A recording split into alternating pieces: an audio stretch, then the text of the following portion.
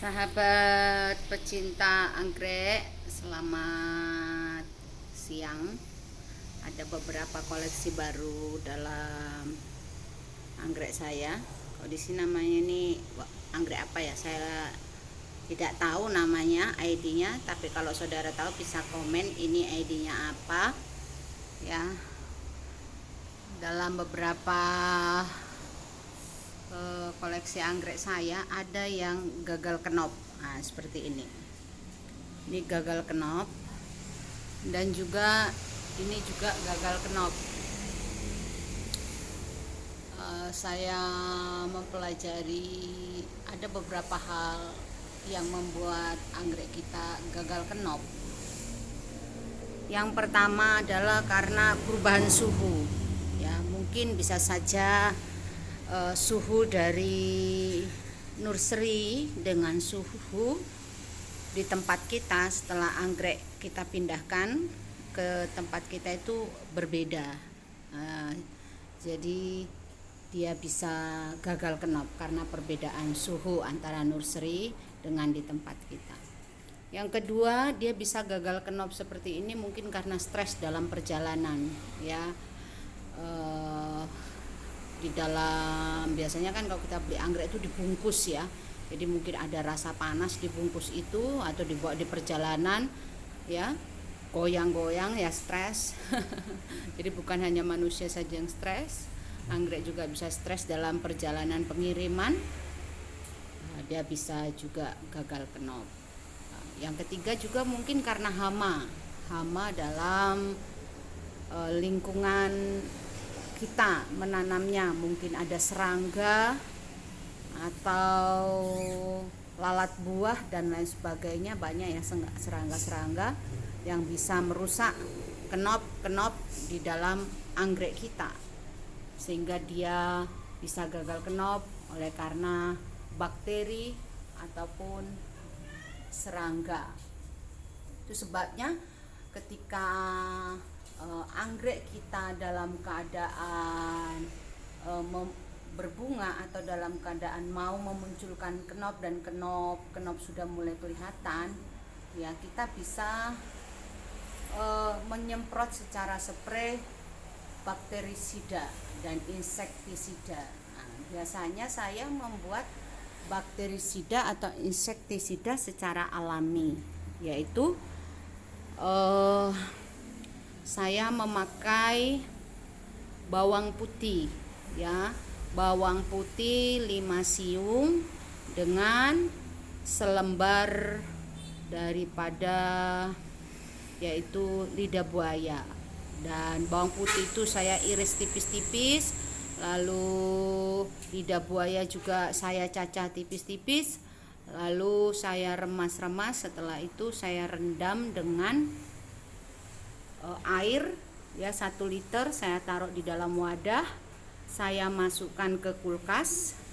Setelah itu saya endapkan 24 jam, besok bisa dipakai. Nah, ini saya sedang membuatnya ada di dalam kulkas saya, dan besok saya akan menyepre ke semua bagian anggrek-anggrek saya, yaitu mulai dari daun, akar, sampai spray tipis-tipis ke arah kenop anggrek, ya.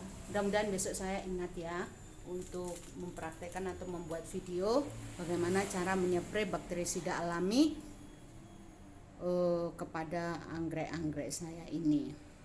Nah, karena rentan sekali anggrek-anggrek kita mengalami banyak masalah, ya, dalam musim penghujan seperti ini. Kadang-kadang cuaca menjadi dingin, kadang-kadang cuaca menjadi panas, ya. Situasi tak menentu ini membuat juga kadang-kadang anggrek kita mengalami banyak masalah. Saya sendiri yang sering saya alami adalah di daun, seperti ini.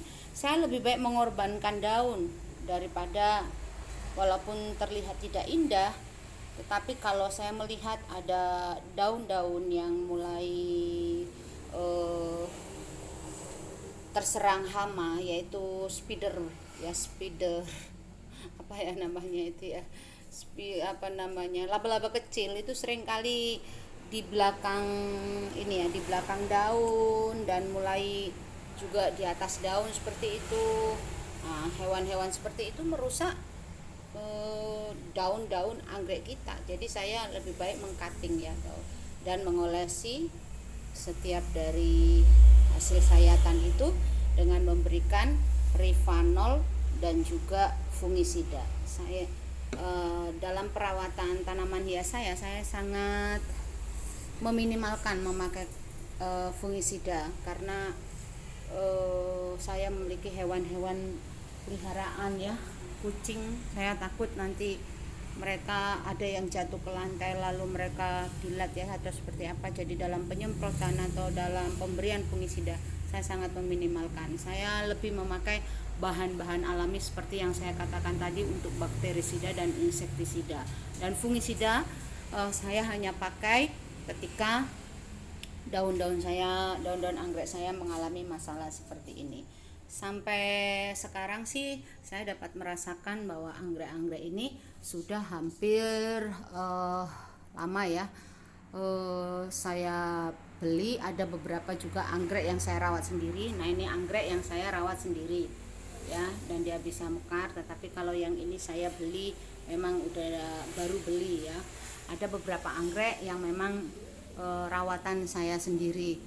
Tapi kalau saya lagi senang beli ya saya beli, terutama kalau saya masih belum punya warnanya, itu saya beli yang sudah mekar seperti ini. Karena ada juga beberapa anggrek baik yang ada di bawah juga baik yang ada di balkon atas, baik yang ada di jendela-jendela ini yang masih dalam rawatan saya, dan saya harapkan juga bisa berbunga, dan kita harus sabar menantikannya. Karena kalau kita terburu-buru membungakannya, nanti plant-plant anggrek kita akan mengalami kematian, dan itu sangat sedih sekali. Nah, ini adalah plant anggrek saya yang saya rawat seedling sejak kecil ya. Nah, dan ini dia sudah mulai menunjukkan pertumbuhan yang sangat baik ya. Jadi ini saya belajar membeli anggrek sejak seedling ya. Jadi umur masih kecil sekali pada waktu itu, dan ini sekarang sudah dalam rawatan saya hampir 6 bulan ya.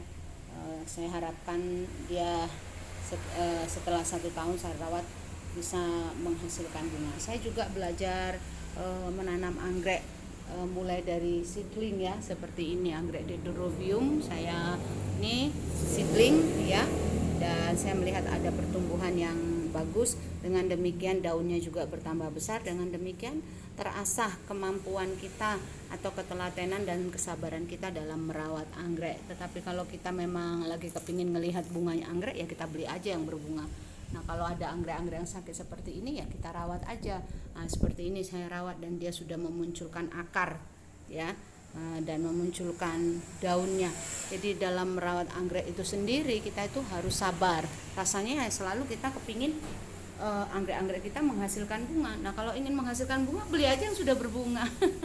Dan kita merawatnya agar tetap mekar, dan kita senang melihatnya walaupun anggrek itu harganya stabil.